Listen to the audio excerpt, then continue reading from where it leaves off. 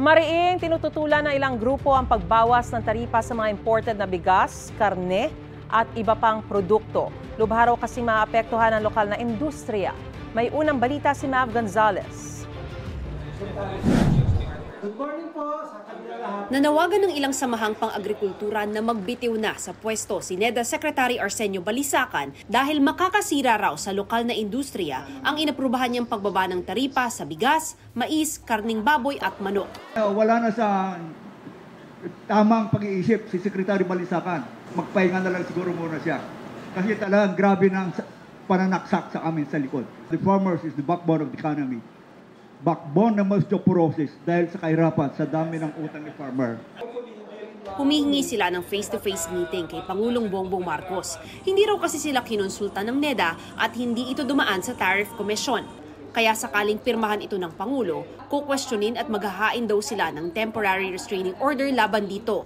Imposible raw bumaba sa target na 29 pesos kada kilo ng bigas dahil lang ibababa ang taripa mula 35% sa 15%. We think that NEDA is giving the President false hopes. And that's why we feel that before the President thinks of issuing an executive order, pakinggan niya muna kami, bagamat baliktad po yung proseso. Para hindi po malagay din sa alanganin ang ating pamalaan.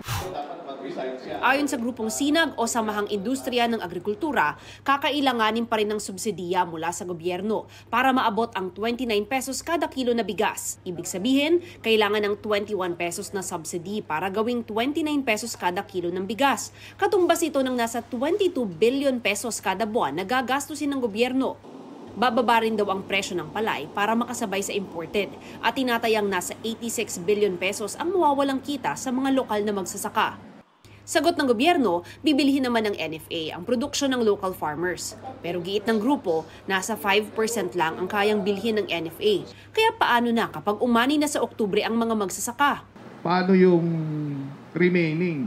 Ibig ba sabihin, babagsak na yung presyo ng palay? Kasi wala na silang pera pang bili. So, yun ang isang malaking problema. Yung sinasabi nila na may pondo ang bumibili ang gobyerno, pero hanggang maximum of 15 days na lang sila. Mag-umpisa pa lang yung ani, wala na silang mabibili. Nawawalan na rin daw ng gana magparami muli ng baboy ang ilang hog farmer. Tinamahan na kami ng ASF ay imbis na suportahan kami, ay dinagdagan pa yun na pinababa pa yung taripa para dumagsa ang importation. So, ang ma-share natin is after 4 years, no? Bumababa ang presyo ng baboy, di ba? Hindi naman. Kalaban pa raw ang patuloy na problema sa smuggling.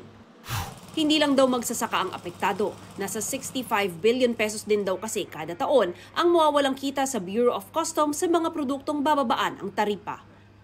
Sinusubukan pa namin kunin ang panig ni Balisacan.